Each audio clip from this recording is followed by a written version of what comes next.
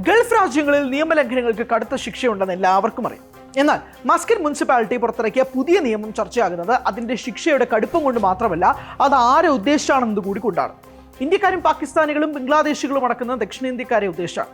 വായിൽ പാനും ചവച്ച് തുപ്പലും നിറച്ച് നടക്കുന്നവരെ ഉദ്ദേശിച്ച് മസ്കറ്റിനെ ലോകത്തിലെ ഏറ്റവും വൃത്തിയുള്ള നഗരങ്ങളിൽ ഒന്നാക്കി നിലനിർത്താൻ ഒമാൻ സർക്കാർ വർഷങ്ങളായി വലിയ പ്രാധാന്യം നൽകുന്നുണ്ട്. റോഡുകളും പാർക്കുകളും ബസ് സ്റ്റോപ്പുകളും സർക്കാർ ഓഫീസുകളും ഉൾപ്പെടെയുള്ള എല്ലാ പൊതുസ്ഥലങ്ങളും എപ്പോഴും വൃത്തിയായി സൂക്ഷിക്കണമെന്നാണ് അവരുടെ നയം. എന്നാൽ ഈ ശ്രമങ്ങൾക്ക് വലിയ വെല്ലുവിളിയായി മാറുന്നത് ചിലരുടെ ഒരു മോശം ശീലമാണ്. വായിൽ മുറുക്കിയ പാൻ അല്ലെങ്കിൽ വെറ്റിലക്കൂട്ടിന്റെ നീര് റോഡിലോ പൊതുസ്ഥലങ്ങളിലോ തുപ്പിയാൽ പോലും അത് വലിയ നിയമപ്രശ്നമായി മാറുമെന്ന കാര്യം പലർക്കും അറിയില്ല. ഇപ്പോൾ ഒമാനിലെ മസ്കറ്റ് മുനിസിപ്പാലിറ്റി അത്തരമൊരു ശീലത്തിനെതിരെ വലിയ ബോധവൽക്കരണ ക്യാമ്പയിൻ ആരംഭിച്ചിരിക്കുകയാണ്. പൊതുസ്ഥലങ്ങളിൽ പാൻ തുപ്പുന്നത് ഒരു ചെറിയ ശുചിത്വ പ്രശ്നമല്ലെന്നും അത് നഗരത്തിന്റെ സൗന്ദര്യത്തെയും പൊതുജനാരോഗ്യത്തെയും ഒരുപോലെ ബാധിക്കുന്ന ഗുരുതരമായ സാമൂഹിക പ്രശ്നമാണെന്നുമാണ് അധികൃതരുടെ മുന്നറിയിപ്പ്.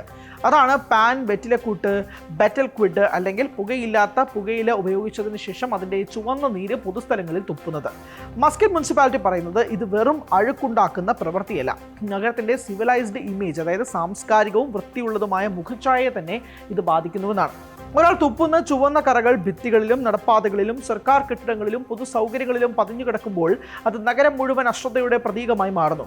ഇവ നീക്കം ചെയ്യാൻ മുനിസിപ്പാലിറ്റിയുടെ ശുചീകരണ വിഭാഗത്തിന് അധിക സമയവും പണവും മനുഷ്യ വിഭവശേഷിയും ചെലവഴിക്കേണ്ടി വരുന്നുവെന്നും അധികൃതർ ചൂണ്ടിക്കാട്ടുന്നു. ഇവിടെ മറ്റൊരു പ്രധാന കാരണവും കൂടിയുണ്ട്. പലർക്കും പാൻ അല്ലെങ്കിൽ മുറുക്കാൻ ഒരു ശീലമോ വിനോദമോ മാത്രമായിരിക്കാം. എന്നാൽ ആരോഗ്യ വിദഗ്ധരുടെ അഭിപ്രായത്തിൽ മുറുക്കാന്റെ ഉപയോഗം വായിലെ ക്യാൻസർ ഉൾപ്പെടെ നിരവധി ആരോഗ്യ പ്രശ്നങ്ങൾക്ക് കാരണമാകും. അതുകൊണ്ട് തന്നെ മുനിസിപ്പാലിറ്റി നഗര ശുചിത്വത്തെക്കുറിച്ച് മാത്രമല്ല വ്യക്തികളുടെ ആരോഗ്യത്തെക്കുറിച്ചും മുന്നറിയിപ്പ് നൽകുന്നുണ്ട്. പൊതുസ്ഥലങ്ങളിൽ തുപ്പുന്ന ഓരോ തവണയും അത് മറ്റുള്ളവരുടെ ആരോഗ്യത്തെയും ശുചിത്വത്തെയും ബാധിക്കുന്ന പ്രവൃത്തിയാണെന്ന സന്ദേശമാണ് ഈ ക്യാമ്പയിൻ നൽകുന്നത്. ഗൾഫ് രാജ്യങ്ങളിൽ പൊതുസ്ഥലങ്ങളിലെ പെരുമാറ്റത്തിന് വലിയ പ്രാധാന്യവുമുണ്ട്.